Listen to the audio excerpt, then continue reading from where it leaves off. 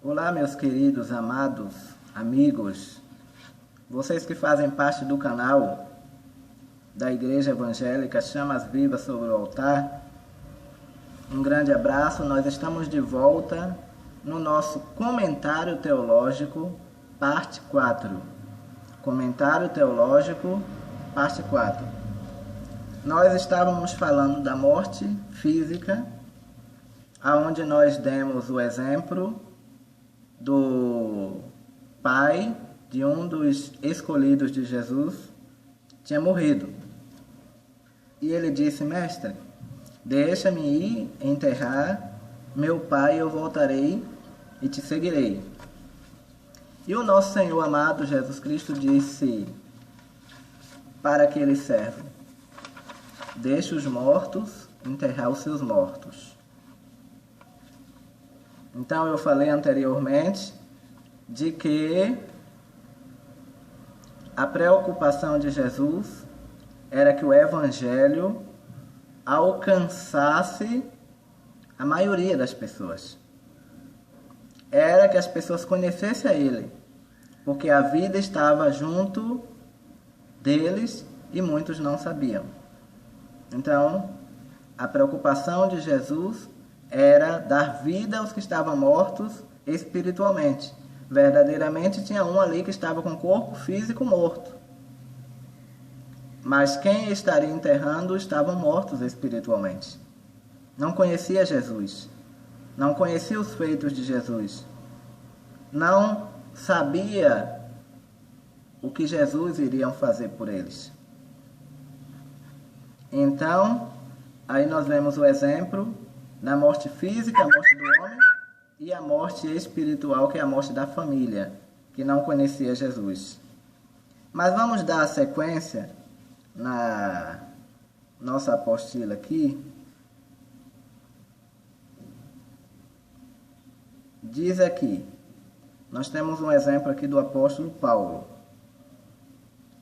Ele diz aqui em Efésios 2, no seu versículo 1: e vivificou, estando vós mortos em ofensas e pecados. Então nós vemos aqui que Paulo estava afirmando que Jesus deu a vida aos convertidos. Vamos ver de novo? E vos vivificou, estando vós mortos em ofensas e pecado. Ele estava afirmando de que estávamos mortos, né? Aqueles que haviam se convertido estavam mortos espiritualmente. E a partir do momento que passou a conhecer a Jesus Cristo, eles foram vivificados. Eles receberam vida em Jesus. Então, aqueles que estavam mortos nos seus pecados, nos seus delitos, nos seus erros, a partir do momento que conheceu a Jesus, tiveram uma vida nova no Senhor Jesus. Vamos a mais um exemplo aqui. Marcos 16, 15, versículo 15 e versículo 16. E disse-lhe Jesus: ide por todo o mundo, pregai o Evangelho a toda criatura. Quem crê e ser batizado será salvo, mas quem não crê será condenado. Aqui nós vemos o exemplo de condenação quando não é dado crédito à palavra de Deus. Então, a palavra de Deus diz o quê? Quem crê será salvo. Quem crê e for batizado será salvo. Mas quem não crê será condenado, porque não creu na morte e ressurreição do Filho de Deus. Então, aqui nós estamos vendo um exemplo de morte eterna. Existe morte física, existe morte espiritual. Para a morte física tem jeito, porque Jesus ele é a ressurreição e a vida. Aquele que crê nele, ainda que esteja morto, viverá, diz a palavra do Senhor. Morte espiritual tem jeito, mas morte eterna Não tem jeito. Por quê? Se a pessoa não crê, como é que vai ter jeito de salvação para uma vida dessa? Se a pessoa é incrédula, se a pessoa é ateísta, não crê na palavra de Deus. Então, esses têm a morte eterna, como diz a palavra do Senhor. Não tem salvação. A não ser se ainda estando vivo, passe a crer. Mas se passar, morrer fisicamente, ele alcança a morte eterna também. Em João 3, versículo 18 até o versículo 36, olha o que diz. Quem crê nele não é condenado, mas quem não crê já está condenado. Tá vendo? É necessário crer. Aqui eu estou dando o exemplo de morte eterna. Morte eterna, aquela morte que não tem retorno. Aí diz, é necessário crer para ter vida eterna. Aquele que crê no Filho tem a vida eterna, mas aquele que não crê no Filho não verá a vida, mas a ira de Deus sobre ele permanece. Então, meus queridos, amados irmãos, nós estamos vendo aqui o exemplo de morte eterna. Vamos ver aqui o que diz em 2 Tessalonicenses 1:7. Abra aí, 2 Tessalonicenses, capítulo 1, versículo 7 até o versículo 9.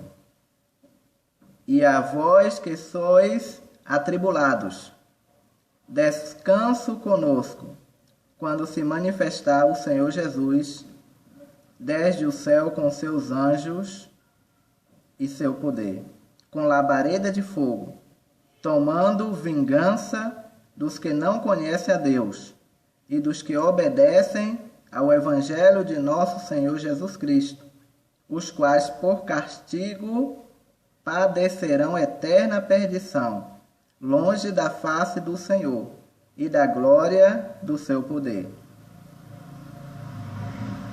Então aqui nós estamos vendo vários versículos ensinando sobre a morte eterna. Aqui nós estamos vendo vários versículos ensinando. Porque ele diz, ó, e a vós que sois atribulados, descanso conosco.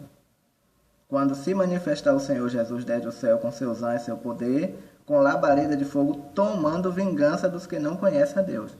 Aqueles que não querem nada com Deus, aqueles que não querem dar crédito à palavra de Deus, então a palavra do Senhor diz que agora chegará a hora da vingança.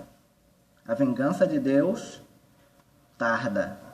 Porém, quando chega de uma forma cruel. Então a vingança de Deus, ela é uma vingança terrível. Ela é uma vingança terrível. Então nós devemos, como servos do Senhor, nós devemos crer que o Senhor Jesus Cristo, Ele ressuscitou dentre os mortos, crer que o Senhor Jesus Cristo, Ele é a vida eterna, crer que o Senhor Jesus Cristo é o único que dá vida e vida em abundância para as pessoas. Se nós fizermos assim, será tudo diferente. Vamos lá? Eu vou lhe fazer aqui uma pergunta, onde eu coloquei e postei nessa apostila de comentários teológicos. Se alguém lhe mandasse provar a natureza humana de Cristo, que base bíblica você teria para esta pergunta? Base bíblica, com certeza, nós temos, né? Se você abrir em João, no seu capítulo 1, versículo 14, você vai ver dizendo aqui, ó, e o verbo se fez carne e habitou entre nós, e vimos a sua glória como glória do unigênito do Pai, cheio de graça e de verdade. Então você aqui pode perceber Já observou que cada vídeo que a gente está gravando, sempre tem algum carro passando de som na rua, fazendo propaganda? Mas é assim mesmo, glória a Deus. Então aqui, olha o que a palavra do Senhor diz. E o verbo se fez carne, habitou entre nós, e vimos a sua glória como a glória do unigênito do Pai, cheio de graça e de verdade. Então está dizendo que Jesus, ele é o verbo, ele se fez carne, ele era Deus, ele se fez carne, habitou entre nós, e nós, aqueles que tiveram a chance de ver, vimos a glória do Senhor, a glória do unigênito de Deus. Então nós vemos aqui a prova de que verdadeiramente Jesus veio em carne. Jesus, ele não veio em espírito, Jesus veio em carne. Em João, no seu capítulo 4, versículo 6 até o versículo 7, olha o que diz aqui. E estava ali a fonte de Jacó. Jesus, pois cansado do caminho, assentou-se assim junto da fonte. Era isto quase a hora sexta. Veio uma mulher de Samaria tirar água. Disse-lhe Jesus: dá-me de beber. Então aqui nós estamos dois pontos nesse texto. Abra sua Bíblia se você estiver tranquilo em sua casa aí. Você vai ver aí, ó. É João, no seu capítulo 4, versículo 6 até o versículo 7. Você vai ver dois pontos. Primeiro, Jesus estava cansado do caminho. Então, se Jesus estava cansado do caminho, isso indica que quem cansa tem um corpo físico. Então, ele estava cansado do caminho. Segundo ponto, ele estava com sede. Só pode ter sede quem tem um corpo físico. Anda muito, trabalhou muito, então se cansou, precisa de água para beber. Então aqui é mais uma prova de que Jesus veio em corpo físico e não só em corpo espiritual. Aqui nós vemos também em Mateus, no seu capítulo 8 e o seu versículo 24, diz aqui: E eis que no mar se levantou uma tempestade, tão grande que o barco era coberto pelas ondas. Ele, porém, estava dormindo. Jesus também teve seus momentos de sono. Ele estava dormindo porque ele estava cansado e precisava dormir. Quem tem um corpo físico precisa de dormir para recompor as suas energias. Aqui nós vemos também que Jesus ele teve momento de angústia. Veja lá em Mateus capítulo 26, versículo 37 até o versículo 38. Diz assim, ó: E levando consigo Pedro e os dois filhos de Zebedeu, começou a entristecer-se e a angustiar-se muito. Então lhe disse: A minha alma está cheia de tristeza até a morte. Então, só alguém que tem um corpo físico poderia ter essas características, esses acontecimentos acontecer com ele. Porque ele era ser humano. E o ser humano, ele fica triste. O ser humano, ele se angustia. O ser humano, ele passa. Ele não é Deus. O ser humano, ele é ser humano. Ele é um ser carnal. Jesus era 100% homem, 100% Deus. Mas passou por esses momentos que nós passamos. Ele veio para enfrentar tudo isso, para poder até nos defender diante de Deus quando a ira de Deus estivesse se acendendo de uma forma muito grande. Ele está sendo nosso advogado como é até hoje. Vamos dar continuidade? Pelo que eu estou vendo, a gente vai demorar um tempinho bom estudando, fazendo esses comentários teológicos, porque até agora a apostila ainda não anda, né? Mas é bom que cada dia você vai se alimentando com a palavra do Senhor, porque tudo que eu estou passando para você é bíblico. Então Jesus ele teve seus momentos de angústia, de tristeza. Vamos dar sequência. Aqui ele também diz, Jesus também morreu. Veja aí em Mateus 27:50. E Jesus, clamando em alta voz, rendeu o Espírito. Então, Jesus, ele passou por um momento de angústia, passou por momentos de tristeza, teve sede, teve cansaço físico e também morreu. Então aqui nós estamos vendo, aqui está o exemplo de que Jesus veio em carne. Agora vamos meditar e vamos ver agora a natureza divina de Cristo. Na natureza divina de Cristo, vamos lá. Natureza divina de Cristo. Eu quero adiantar um pouco esse assunto para você continuar estudando aí. Tem algumas pessoas que já confirmou que está estudando, que está acompanhando os vídeos do comentário teológico. Então continue aí acompanhando. E qualquer dúvida, você já tem meu WhatsApp. Quem não tem, adiciona aí, que é o 199513. Você vai botar 19, é o prefixo, 9 na frente, porque eu costumo de botar que aqui estamos em São Paulo, 89199513. Então vamos lá. Natureza divina de Cristo. Vamos lá? Vamos saber agora a natureza divina de Cristo? A natureza divina de Cristo é isso. Jesus é o Logos divino. Olha o que diz aqui em João, no seu capítulo 1 e até o versículo 3. No princípio era o verbo estava com Deus e o verbo era Deus. Então aqui nós estamos à prova da natureza divina de Cristo. No princípio era o verbo. Então no princípio era Deus. No princípio era o verbo e o verbo estava com Deus. Então, aí nós estamos vendo, o verbo estava com Deus e o verbo era Deus. Então, a natureza divina dele aí. Ele estava no princípio com Deus. Todas as coisas foram feitas por ele. Sem ele, nada do que foi feito se fez.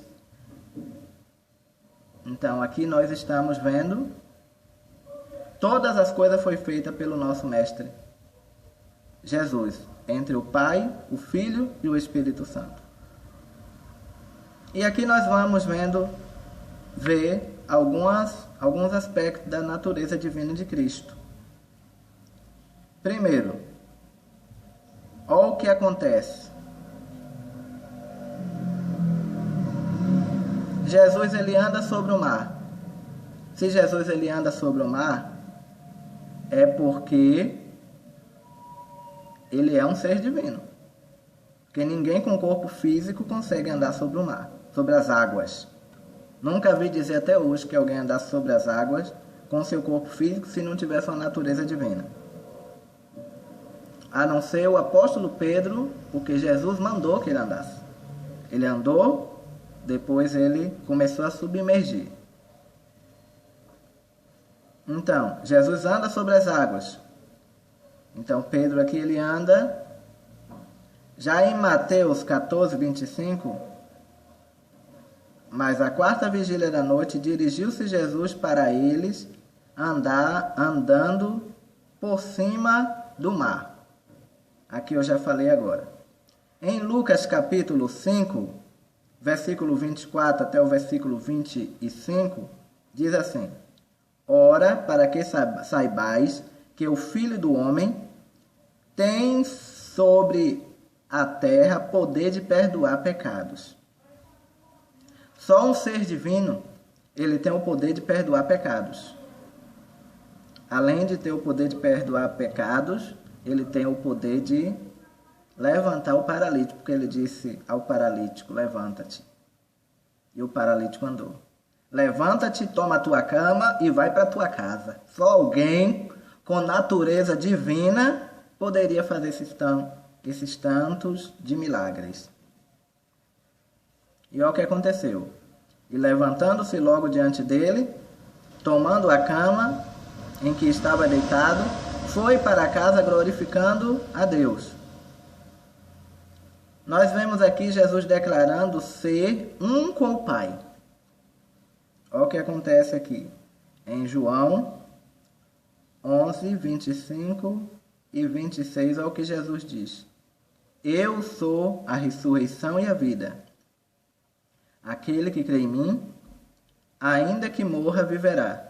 E quem vive e crê em mim, não morrerá eternamente. Você crê nisso?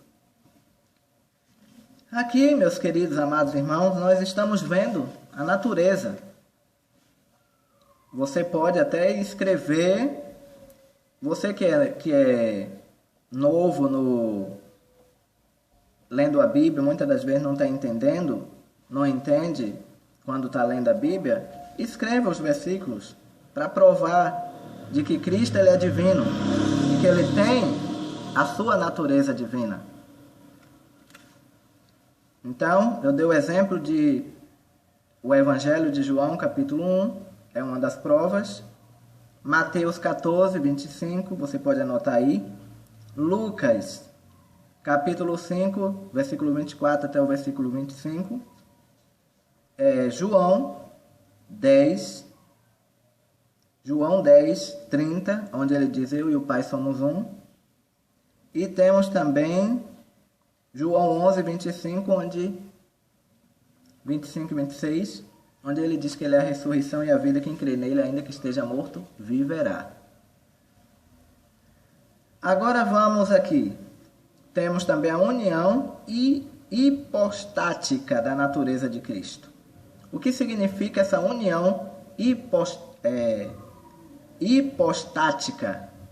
O que significa essa união hipotástica? Aí aqui diz, significa a união das naturezas humanas e divinas. A união das naturezas humanas e divinas. Numa única pessoa. Jesus sem as perdas de sua prosperidade peculiares. Nos atos realizados por Cristo, ora se evidenciava a natureza humana, ora a natureza divina, mas todos eles foram atos da pessoa. Vamos lá. Foram atos da pessoa, de uma pessoa de Cristo.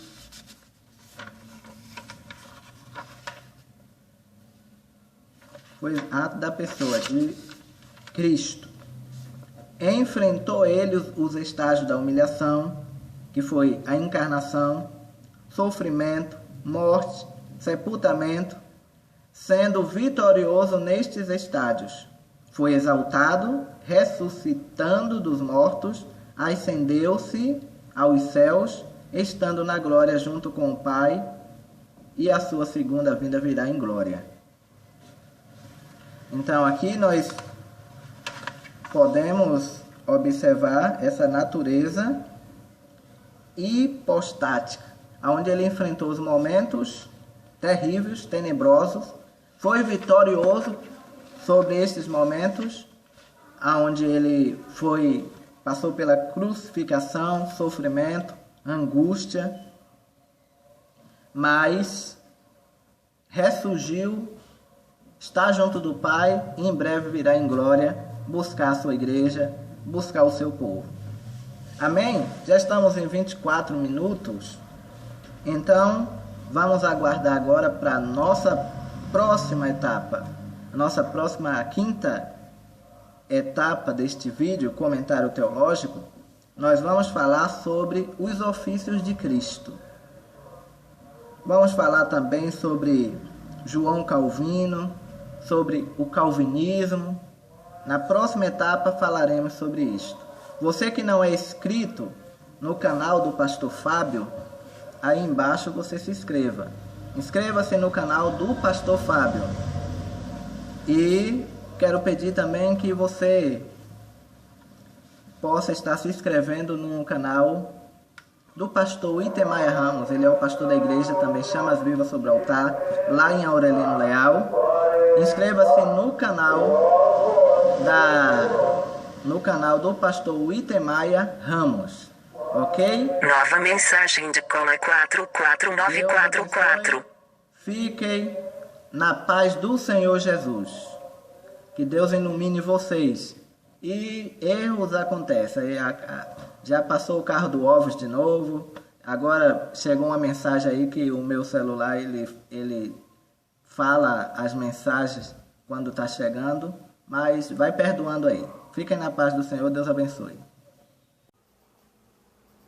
Olá, graça e paz a todos que fazem parte do canal da Igreja Evangélica Chamas Vivas sobre o Altar. Estamos de volta no nosso comentário teológico, parte 5.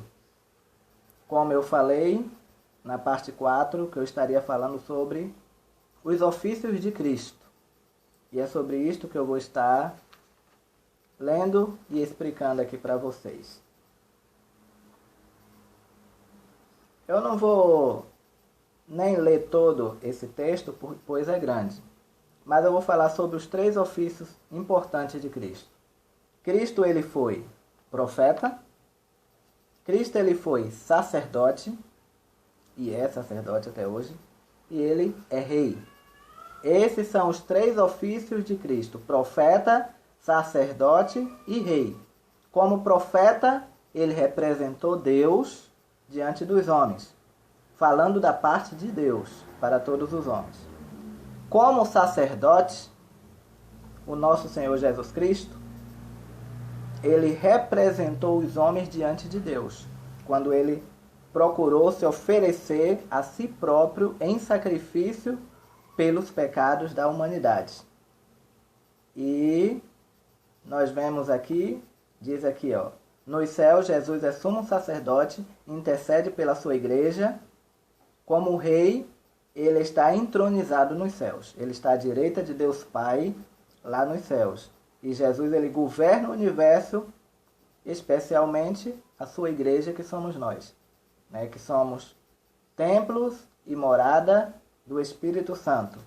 Então, espero que vocês tenham compreendido os 3 ofícios de Cristo: profeta, sacerdotes e rei. Vamos falar de 2 homens que se destacou depois de Lutero. Nós sabemos que Lutero foi o fundador da Reforma Protestante, aonde ele defendeu muitas teses. E depois de Lutero veio Armínio. Vou falar agora sobre Armínio. E logo após eu vou falar um pouco sobre João Calvino e sobre o calvinismo, né? Vamos lá. O arminianismo ensina que o pecado não habilitou o homem totalmente em si, que ele ainda conserva a faculdade de por si mesmo, independente de ação divina, dar resposta ao Evangelho de Cristo. Queria dizer Armínio que o homem colaborava com sua salvação, pois ele tinha o livre arbítrio de aceitar ou rejeitar a obra de Cristo. Afirmava ainda Armínio que a salvação, uma vez recebida, poderia ser perdida se o indivíduo não perseverasse na fé. O homem pode cair na graça. O homem não pode continuar na salvação a menos que continue a querer ser salvo, ensinava Armínio. E os 5 pontos dos arminianos era vontade livre, o primeiro ponto do arminiano, que sustenta que o homem é dotado de vontade livre. De vontade. Livre eleição condicional. Armínio ensinava também que a eleição estava baseada no pré-conhecimento de Deus em relação àquele que devia crer na expiação universal. A morte de Cristo oferece a Deus base para salvar todos os homens. Contudo, cada homem deve exercer livre vontade para aceitar a Cristo. Ou seja, Armínio é uma das teses teológicas que a maioria de nós adotamos.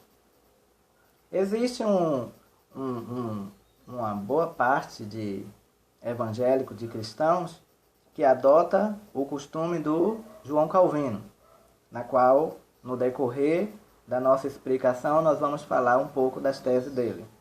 Mas eu especialmente concordo com Armínio. Nós temos realmente livre arbítrio, e nesse livre arbítrio nós damos um passo para Cristo, nós aceitamos a Ele como nosso Salvador das nossas vidas, e nós temos que continuar conservando a nossa salvação. Era isso que Armínio estava defendendo, no qual nós lemos aqui. Que se nós nos desviarmos das doutrinas, se nós nos desviarmos do que ensina a palavra de Deus, então a nossa salvação, ela não é incondicional. A nossa salvação, ela vai de acordo com a nossa perseverança. Se nós perseverarmos até o fim, nós vamos ser salvos. Mas se nós recuarmos ou voltarmos no meio do caminho, então você pode até ter aceitado a Cristo, pode ser batizado nas águas, pode ter sido batizado no Espírito Santo, mas perde a salvação porque você mesmo desistiu. Porque você teve o livre arbítrio de continuar e não continuou. Então Armínio, ele ensinava isso, sobre a vontade livre, que era o primeiro ponto. Ele sustenta também que a eleição estava baseada no pré-conhecimento de Deus. Né? Deus sabe de todas as coisas. Ele sabe quem vai continuar, quem não vai. Ele sabe quem vai perseverar até o fim, quem não vai perseverar. Mas, contudo, é nós que escolhemos se queremos permanecer firmes ou se queremos recuar por qualquer coisa. Então, eu concordo com a teologia dos arminianos, né? De Armínio. Agora vamos falar um pouco da teologia de Calvino, né? João Calvino. Diz aqui, eu coloquei, deixar aqui destacado, é só um resumo para vocês entenderem um pouco da história. João Calvino e o calvinismo. Em muitos países, a reforma protestante foi combatida de forma bastante violenta. Milhares de protestantes foram presos pela Inquisição Tribunal do Santo Ofício, em toda a Europa, com muitos deles sendo condenados à morte. E na França, tradicionalmente, um reino aliado ao Vaticano, não foi diferente. Neste país, os protestantes foram perseguidos e presos. Em consequência a isso, muitos se refugiavam na cidade vizinha, na Suíça. Foi daí que veio João Calvino, lá em 1509 a 1564. Foi um desses protestantes franceses que fugiu para o território suíço, ou seja, João Calvino, na época da perseguição da Igreja Católica, que teve a Inquisição, e na França foi onde foi ferrenha mesmo a perseguição. Então, o que foi que aconteceu? Esse João Calvino, ele fugiu para a Suíça, e lá na Suíça ele teve a chance de continuar no seu trabalho. Aí diz aqui, na Suíça, Calvino entrou em contato com a ideia humanista e principalmente teve acesso à literatura grega antiga. Né? Então ele teve acesso a essa literatura antiga grega.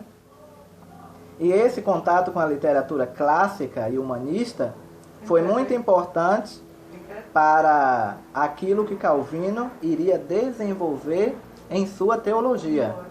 Então, meus queridos amados irmãos, João Calvino, ele foi estudando alguns costumes gregos, algumas histórias gregas, e foi aí que ele manteve alguns princípios formulados. Ele adotou, porque ele foi um dos discípulos de Martinho Lutero. Mas só que ele não adotou muitas coisas luteranas. Ele acrescentou algumas coisas, porque Lutero ele adotava a tese dos arminianos. Ele adotava a tese dos arminianos. Já Calvino não. Calvino ele veio com a sua teologia própria. Ele criou sua própria teologia, que é a doutrina da predestinação.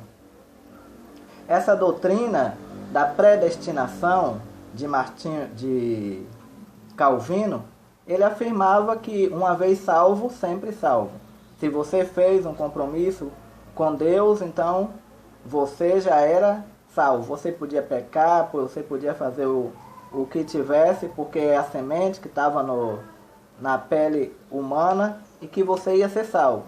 E se alguma pessoa apostatasse da fé, Calvino, ele afirmava que é porque aquela pessoa já estava predestinado a cometer aquilo. Já estava predestinado ao inferno. Predestinado a não ser salvo. Então, de acordo com Calvino, era normal a depravação do homem. É tanto que são os cinco pontos calvinistas. Depois vocês podem estudar um pouco sobre a história de João Calvino. É muito importante você estudar sobre isso, pois é bom nós conhecermos esses pontos teológicos para poder saber um pouco da história bíblica, dos acontecimentos, das perseguições. Então todas essas coisas ocorreram naquela época. Então houve 5 pontos calvinistas.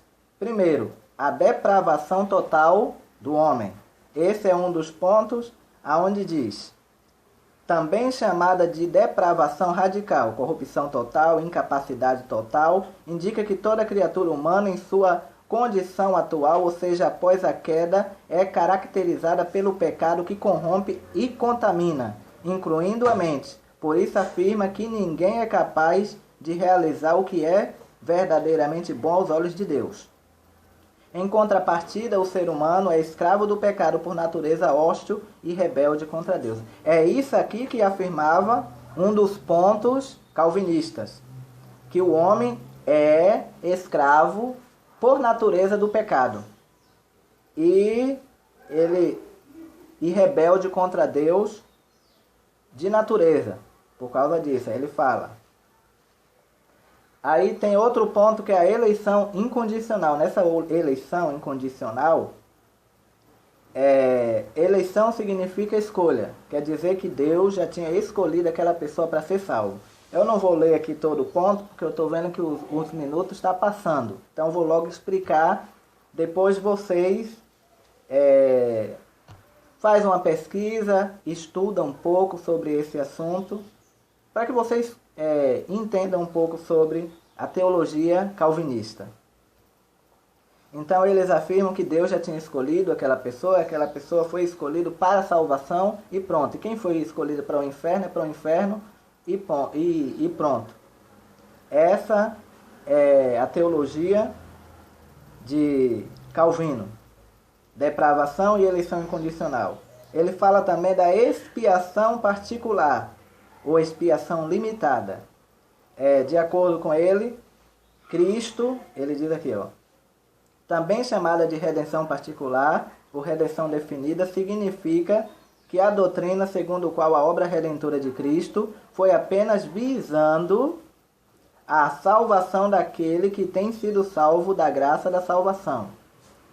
A eficácia salvífica de Cristo Redentor, então não é universal, é potencialmente eficaz.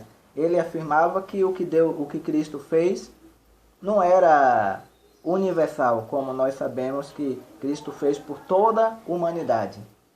Ele afirmava que aquilo ali iria receber, mas especificamente designada para consolidar a salvação daquele a quem Deus Pai escolheu desde antes da fundação do mundo.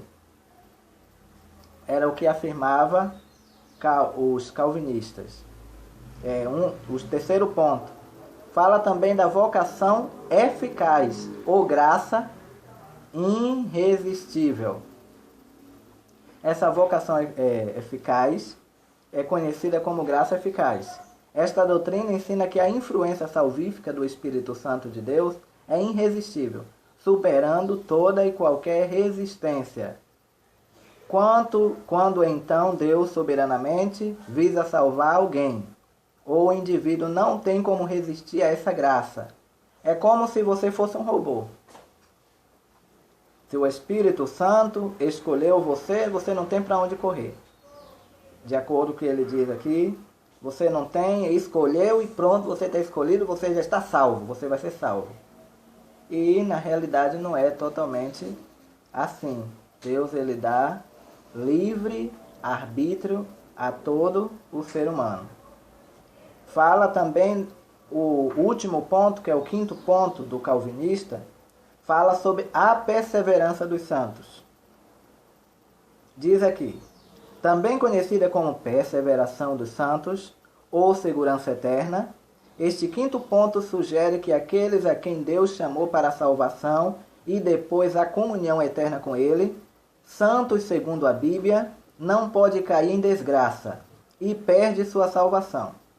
Mesmo que em suas vidas o pecado o leve a renúncia à sua profissão de fé, se eles são autênticos eleitos, mais cedo ou mais tarde, retornarão à comunhão com Deus. Essa doutrina é baseada na suposição que a salvação é obra de Deus, do começo ao fim, e que Deus é fiel às suas promessas e que nada nem ninguém pode impedir que Deus os seus propósitos soberanos. Este conceito é ligeiramente diferente do conceito usado em algumas igrejas evangélicas. De uma vez salvo, salvo para sempre. Apesar da apostasia e falta de arrependimento, ou a permanência do pecado, desde que eles tiverem realmente aceito a Cristo no passado. No ensino tradicional calvinista, se uma pessoa cair em apostasia ou não mostrar mais sinais de arrependimento genuíno, ele afirma que isso aconteceu porque a pessoa já era uma pessoa que estava predestinado à perdição eterna. Então, por isso que aquilo aconteceu, porque os que eram da salvação, esses vai ficar até o fim. Então aqui eu falei sobre dois homens e os pontos de cada um. Eu quis explicar mais sobre os pontos de Calvino.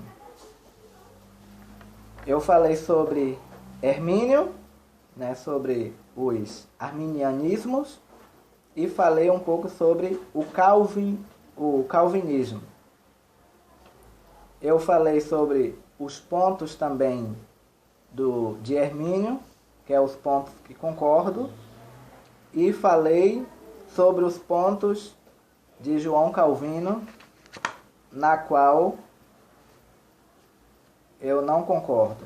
A maioria dos pontos dele aqui eu não concordo, mas a gente pega como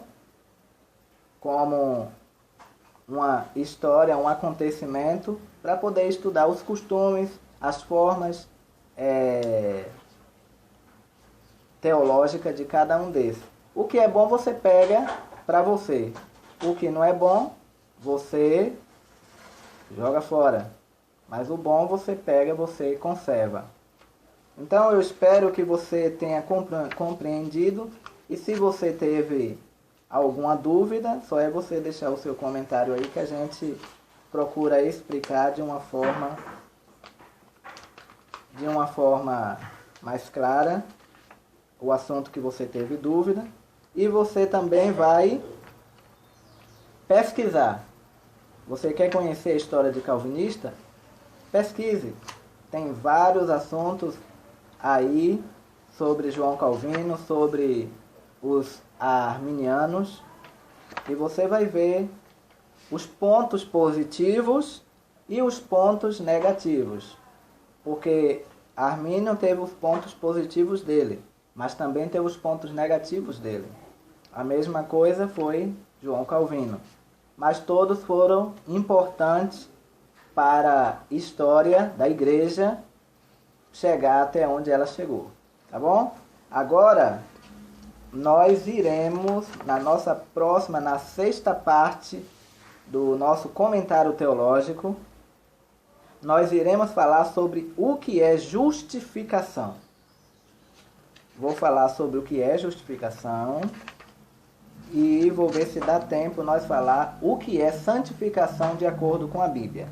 Vou ver se eu falo desses dois pontos no nosso próximo comentário teológico. Eu espero que vocês estejam aprendendo e estejam se aperfeiçoando dia após dia. E se você não é inscrito no meu canal, vocês se inscrevam aí.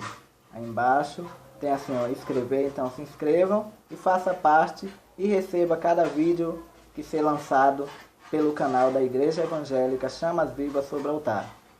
Hoje é domingo e eu convido você para estar presente na Igreja Chamas Vivas sobre o Altar aqui em Barueri.